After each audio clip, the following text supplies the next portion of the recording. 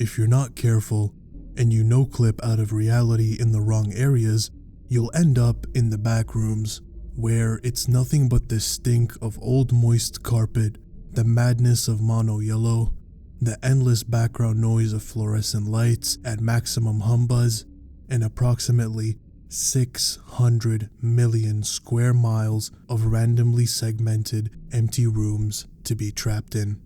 God save you if you hear something wandering around nearby, because it sure as hell has heard you. One of the most recognizable and haunting images on the internet, the Backrooms perfectly embodies the essence of internet horror. What really makes the Backrooms so unsettling is how eerily familiar it feels. You've probably never been in this exact room, yet something about it feels like you have. It taps into this universal sense of deja vu that's hard to shake. The concept draws inspiration from no-clipping, a term from video games where players accidentally fall out of bounds, slipping into places they were never meant to be. Over time, the Backrooms has evolved from a single unsettling image into its own universe with countless levels, each more terrifying and unsettling than the last. In today's video, we'll explore the first 10 levels of the Backrooms. Before we get started, I want to introduce you to the survival difficulty, ranging from 0 to 5, alongside some other classifications as well. These are used to determine the amount of entities present, the stability of the environment, and its general safety. As we go through each level, I'll put the survival difficulty of that level on screen to give you a better idea of the overall danger present in each level. Also, since there are a decent chunk of sub-levels for each main level in the Backrooms, I'll only be going through the ones I think are interesting, so as to not bombard you with sub-level after sub-level. If you'd like me to cover each sub-level of the main 10 on their own, let me know in the comments and I'll make it into a separate video. Also, all these descriptions of the first 10 levels, including the sub-levels that we talk about today, have been gathered mainly from the Backrooms Wiki and the Backrooms Wiki. All credit goes to the original writers for each level and sub-level. Now, with all that being said, let's get started.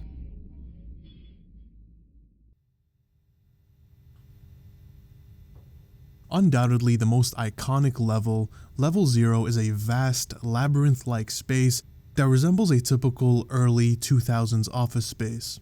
It's most well known for its iconic mono-yellow wallpaper, damp carpets, and flickering fluorescent lights, which emit a persistent buzzing sound, louder than it typically should be.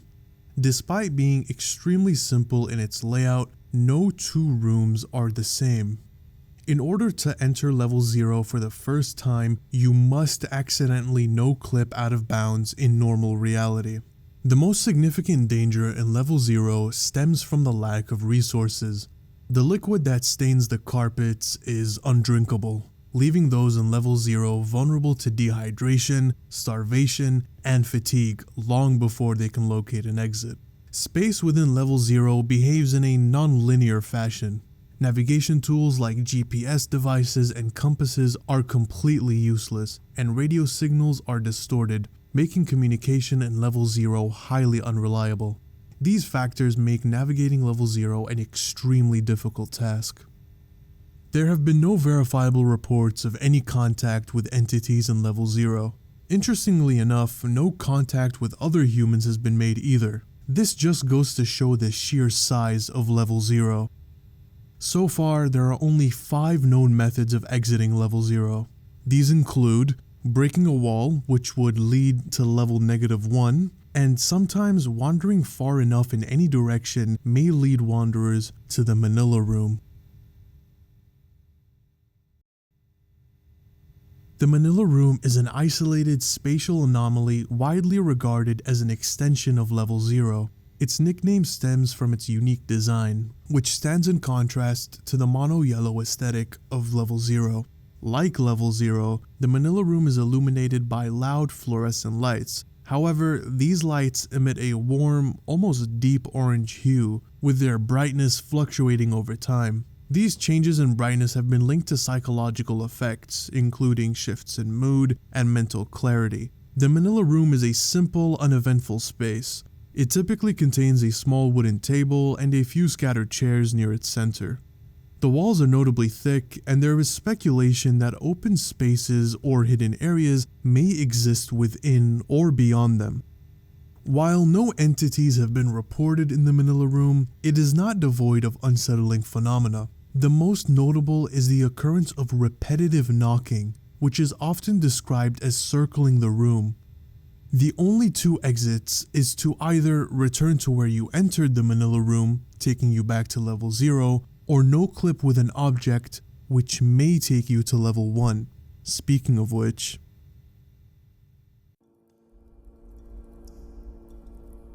Level 1 is the second level of the Backrooms and serves as a critical transition area for wanderers. It is one of the rare levels where entry directly from the front rooms is possible, making it a common starting point for new wanderers who have recently no-clipped into the Backrooms. And for those wondering, the front rooms is simply just our reality.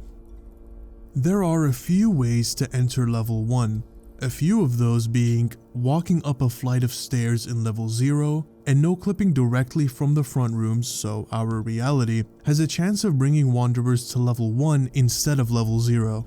Level 1 closely resembles a large industrial warehouse, with its defining features including fluorescent lights suspended from the ceiling and sporadic machinery scattered throughout. Puddles of almond water can frequently be found on the floor. While they partially evaporate into a dense fog that reduces visibility, they never fully disappear. Level 1 also benefits from a consistent and dependable electricity supply, powering both the fluorescent lights and numerous wall outlets. These resources make the level a relatively livable area and a key survival hub for many wanderers. Due to the accessibility of level 1 from the front rooms and the stability of its conditions, it has become a popular location for wanderers to form or join groups.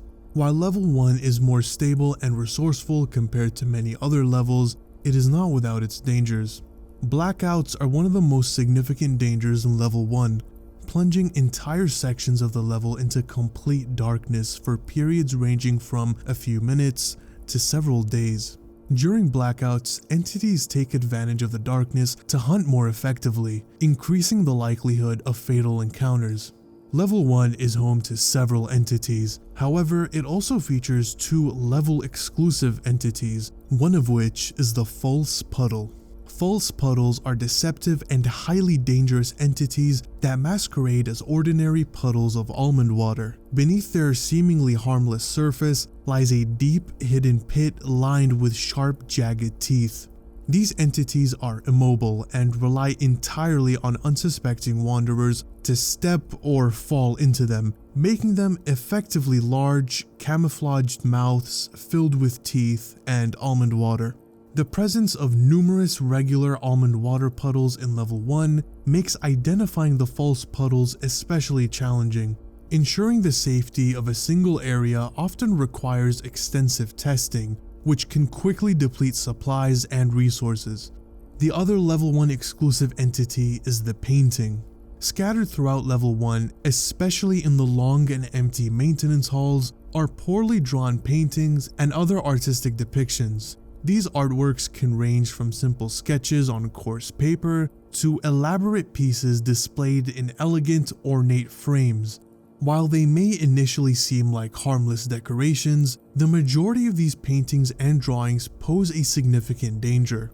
Wanderers are strongly advised to avoid interacting with any artwork depicting living organisms, as many of these drawings are actually living entities. Paintings and drawings can extend limbs or appendages to grab unsuspecting wanderers, dragging them into the artwork. The exact fate of those pulled into the artwork remains unknown, but it is speculated that these paintings function similarly to the predatory windows, consuming or otherwise trapping their victims. While some artworks may genuinely be inanimate, the risk of encountering a hostile one is too great to justify approaching them. There are a few ways of exiting level 1. One way to exit is to continue exploring. This can naturally lead wanderers to level 2, most probably through unlocked doors. Level 2 consists of an infinite network of industrial maintenance tunnels, characterized by their cold, mechanical atmosphere. Unlike the distorted and shifting landscape of other levels, Level 2 follows strictly Euclidean geometry, meaning that its hallways and tunnels obey the normal laws of space and distance, though this does not make it any less dangerous. Level 2 is infamous for being one of the most accessible levels in the Backrooms, with multiple entry points from both Level 1 and, in some rare cases, the front rooms. Many new wanderers find themselves here shortly after entering the Backrooms, making it one of the first truly industrial and hazardous environments they encounter. The most common way to enter Level 2 is by simply traversing long corridors in Level 1 that seem unusually stretched out. Level 2 features a complex yet somewhat predictable structure, making it one of the few levels that can actually be mapped and understood. While the tunnels and hallways do not follow a strict pattern, they adhere to certain consistent design rules that define the level's layout. The tunnels of Level 2 are typically tight and narrow, making movement difficult for wanderers of a larger build. This sense of confinement is often exacerbated by the presence of industrial machinery and wiring hanging from the ceiling and walls, rusty pipes running along the edges of the hallways, and other mechanical components which contribute to the level's harsh industrial atmosphere. Despite its harsh and claustrophobic design, Level 2's consistent structural patterns make it one of the few levels where navigation is possible. Level 2, being one of the most thoroughly explored and mapped areas of the Backrooms, is home to a wide variety of entities. Due to its historical significance as a former social hub level, many of the most well-known Backrooms entities were first discovered here. At first glance, windows appear entirely normal. Behind them, however, lies a world that is neither the front rooms nor the Backrooms, but something far worse. Some appear to show an endless void, while others reveal glimpses of distorted landscapes or shifting figures that seem to watch from the other side.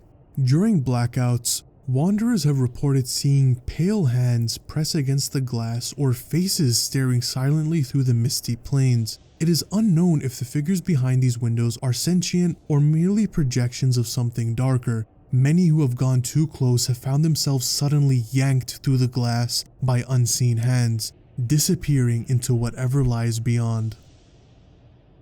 Smilers are one of the most infamous entities in the Backrooms, and Level 2 serves as one of their primary hunting grounds.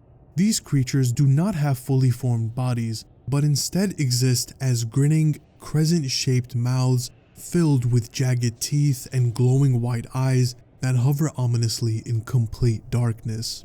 They are drawn to areas where fluorescent lights flicker or fail completely, lurking just beyond the edge of visibility.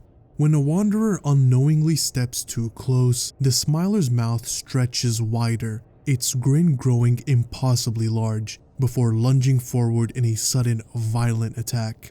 Smilers do not hunt for sustenance, they hunt for sport.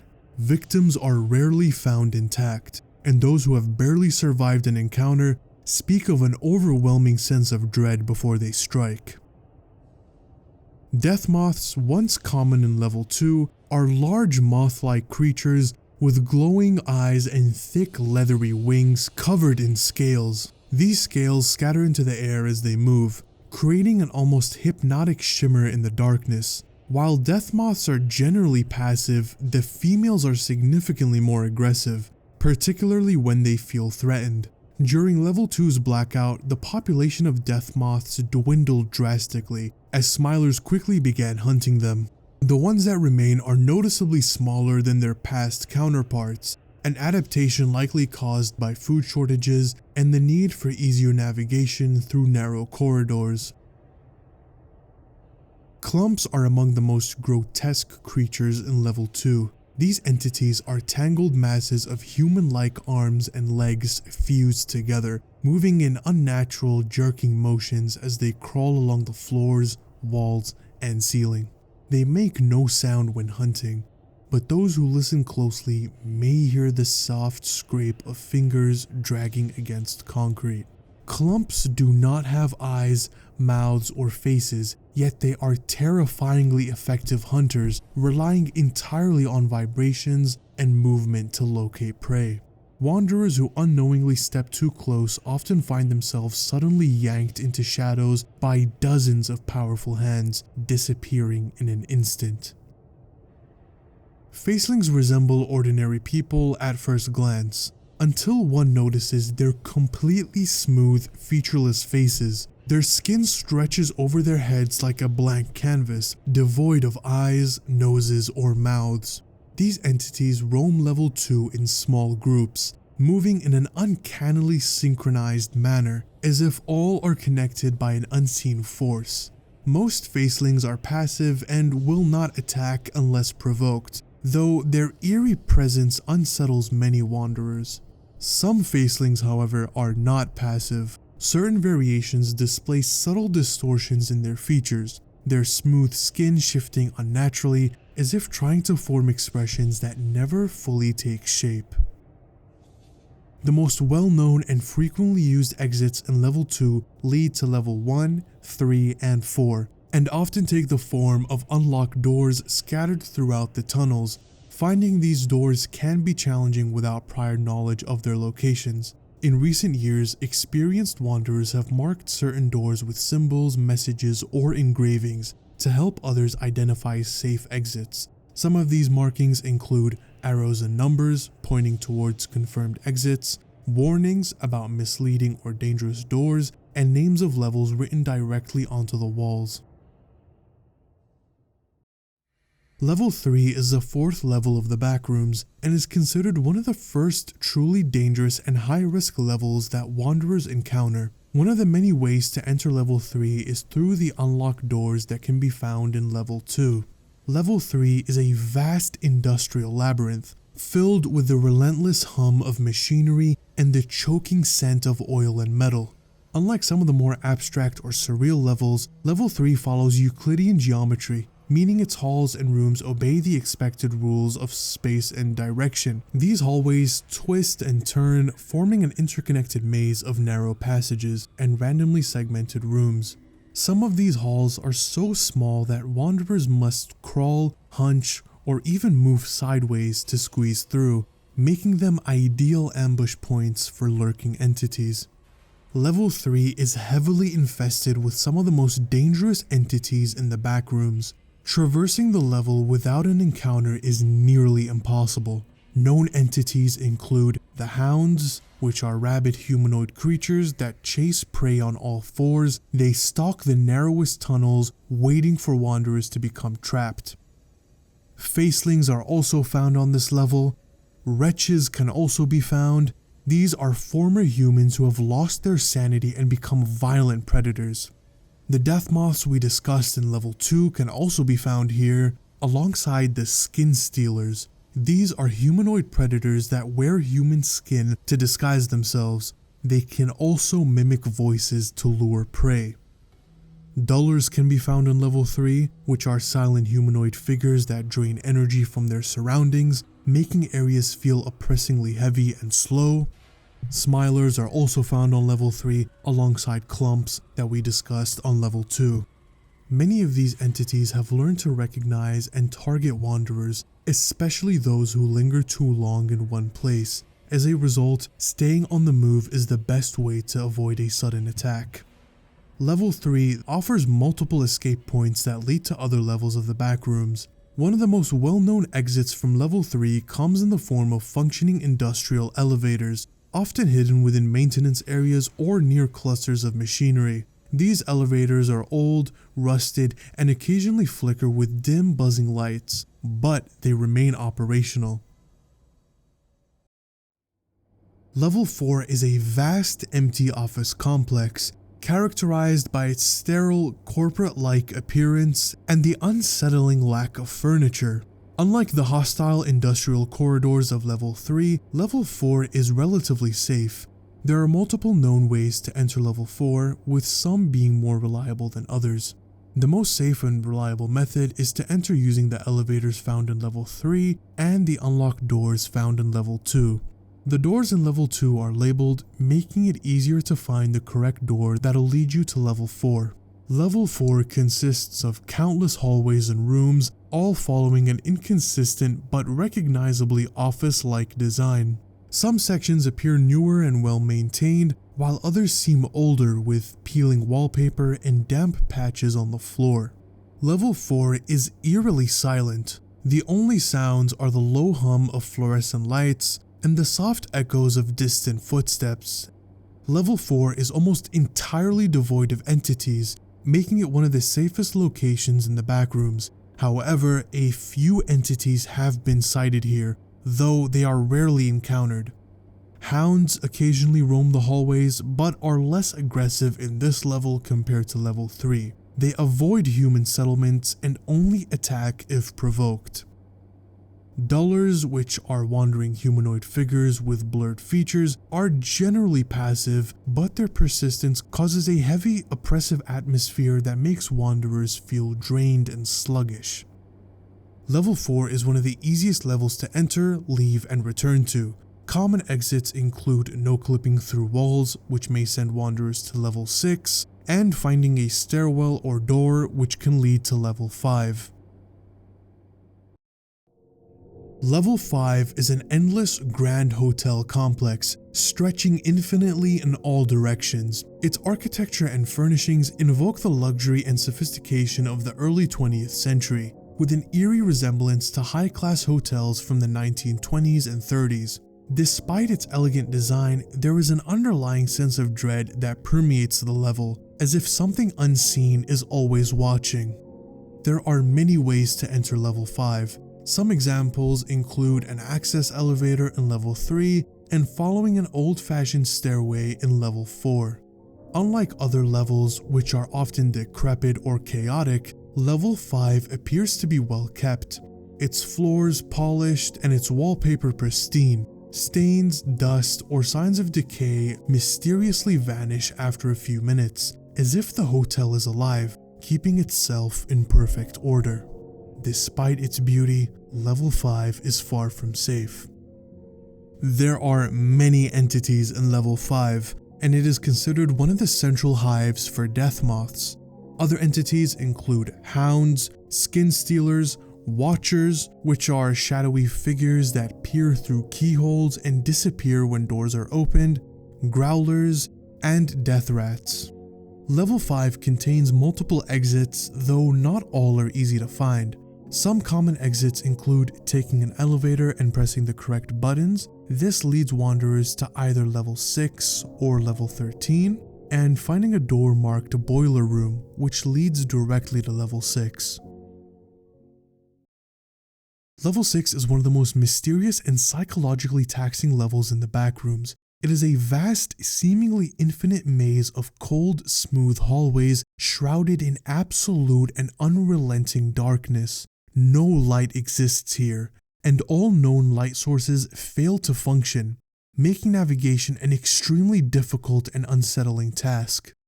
Wanderers can enter level 6 through the boiler room in level 5. Till now, no other entrances to level 6 have been found.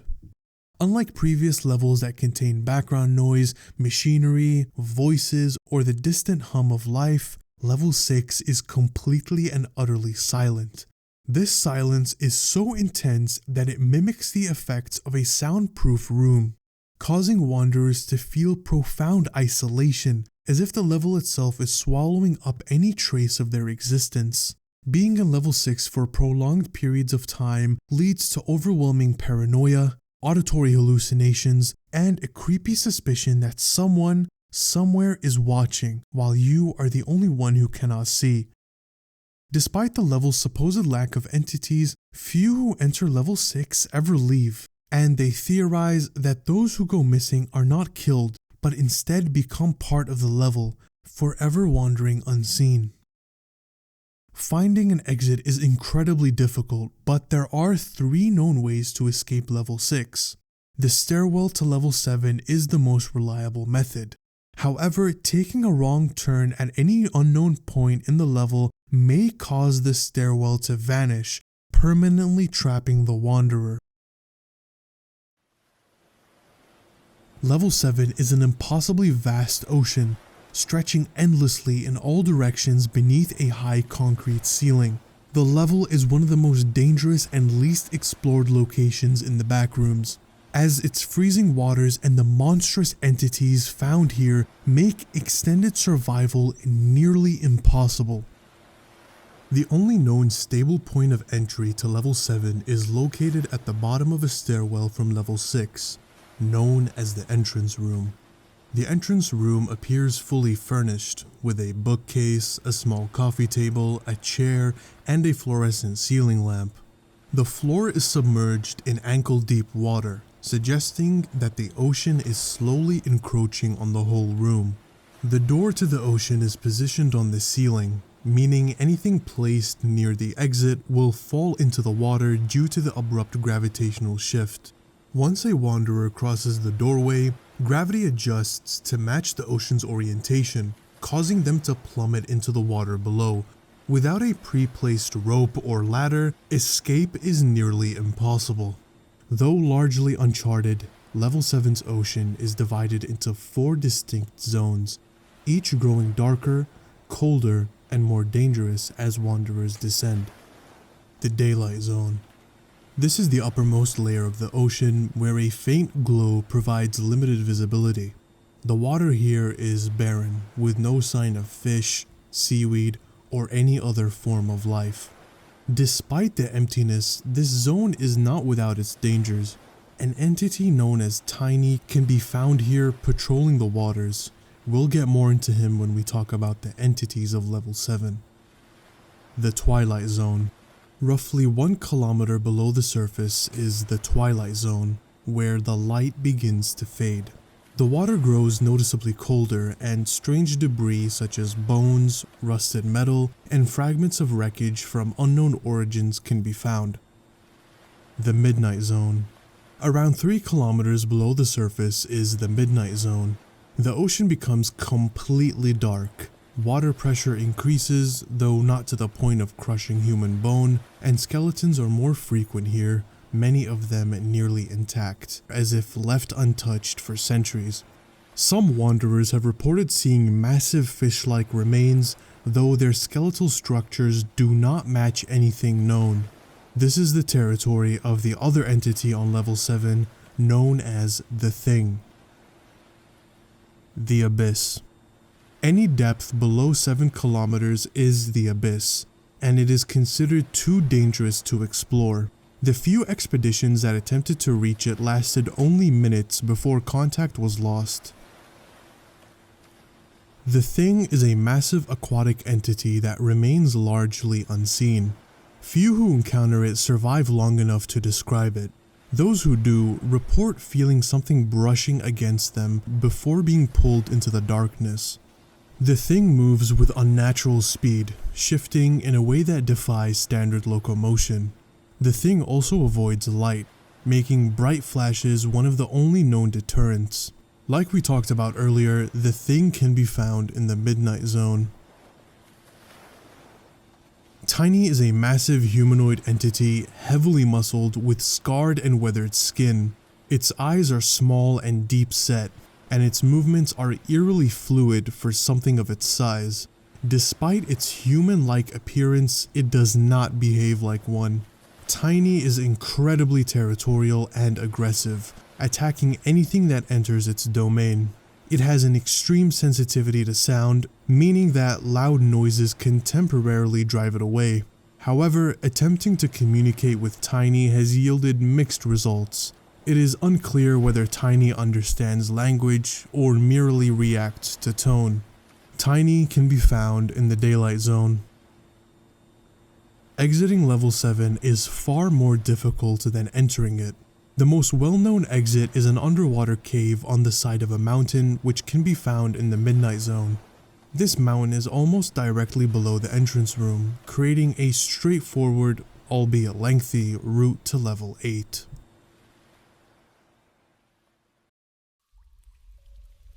Level 8 is an immense network of underground caves, a vast labyrinth system that extends in every direction, its pathways twisting and turning into a suffocating maze of stone and darkness. Level 8 is also very dangerous, home to entities that have adapted to the eternal night, their senses sharpened to detect even the faintest signs of life.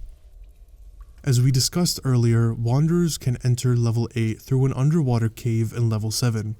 The caves of level 8 vary in shape and structure. Their passages twist into unpredictable patterns, some narrow and suffocating, while others are vast and cathedral-like, with ceilings too high to see. Level 8 is one of the most densely populated levels in the Backrooms when it comes to entities. Wranglers are massive, serpent-like predators who often exceed a mile in length, which is approximately 1.6 kilometers. Their glowing white eyes make them even more unnerving. When Wranglers hunt, they burrow into level 8's rock layers, twisting their bodies in a drill-like motion. Their tunneling contributes to level 8's instability, with larger Wranglers significantly altering the cave structure. Level 8 is also heavily polluted by arachnids, including scorpions, ticks, mites, and countless species of spiders. While some play natural roles in the ecosystem, the majority form massive single-species colonies, often dominating entire cave networks. These colonies are extremely territorial, and disturbing them can trigger aggressive, coordinated attacks.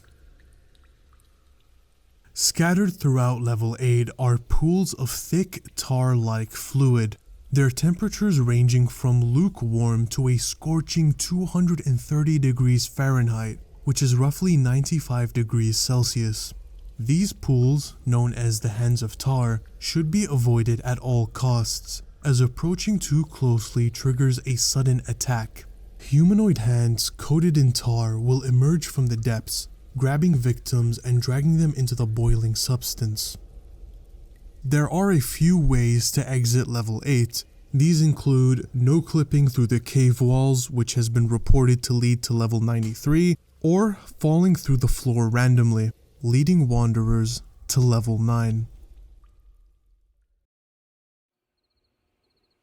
Level 9 is an endless suburb permanently locked in midnight. The darkness here is deep, but not absolute like in level 6. This allows wanderers limited visibility. However, the streets and open areas pose the greatest threat, with entities lurking in the shadows waiting for unsuspecting wanderers. The main method of entering level 9 is by randomly falling through the floor in level 8. Level 9 is home to a variety of hostile entities, making it one of the more dangerous early levels. These entities include death moths, smilers, skin stealers, hounds, death rats, and wretches. Additionally, rare occurrences of arachnids from level 8 have also been reported, though they likely wandered in rather than naturally spawning here. Level 9 also contains unique level-exclusive entities. These include the Neighborhood Watch, a human eye-like entity that may be responsible for certain disappearances, the Observer, a mysterious entity that I could not find any concrete information on, and the Mangled, one of the most feared entities. It emerges from the fog and is often accompanied by the sound of distorted breathing and footsteps. Like some of the other levels, level 9 contains multiple exits. These include following the arrow street signs, which would eventually lead wanderers to level 11, and following walkways that lead to grass fields, which would either lead to level 9.1 or level 10. Level 10 is an expansive landscape of wheat and barley fields, stretching infinitely in all directions. The fields are divided into large plots by the lines of trees, giving the environment the appearance of an abandoned but well-maintained farmland. The sky remains perpetually overcast. Rainfall is rare but steady when it occurs, and occasional fog rolls across the landscape. The unchanging lighting and weather makes it difficult to keep track of time, adding to the level's eerie, dreamlike stillness. Wanderers can enter level 10 by following walkways that lead to grass fields, or by entering via an arcade machine in level 25. Unlike many levels, level 10 lacks most of the common Backrooms entities. However, it is home to one notable exception. Beneath the soil, just 1 meter below the surface, lies a mass of worm-like entities. Digging past this depth often triggers an aggressive reaction, causing the worms to rapidly emerge in large numbers. These worms may attempt to burrow into the skin, causing immense pain. The ground can also become unstable once the worms are provoked. Exiting level 10 is possible by following dirt roads for long distances. These dirt roads can eventually lead to level 11. Rarely, entering certain barns has resulted in wanderers being transported to other rural-themed levels. Thank you so much for watching. When I had the idea to make this video, I was completely unaware of just how expansive and detailed the Backrooms lore truly is. I wanted to go through some of the sub-levels too, but that would have made this into an extensive multi-hour video, and I just wasn't sure if that was something that you guys would want to watch. But if it is, make sure to let me know in the comments. I love the Backrooms and would definitely be down to make a video on the sub-levels. I normally don't do this, but I would really appreciate it if you would leave a like on this video. I make videos on morbid and interesting topics, so if that sounds interesting to you, make sure to also subscribe so you don't miss out on any future videos. You can also find me on Instagram and Twitter if you want to follow me over there. And with all that being said, thank you again so much for watching, and I hope to see you next time.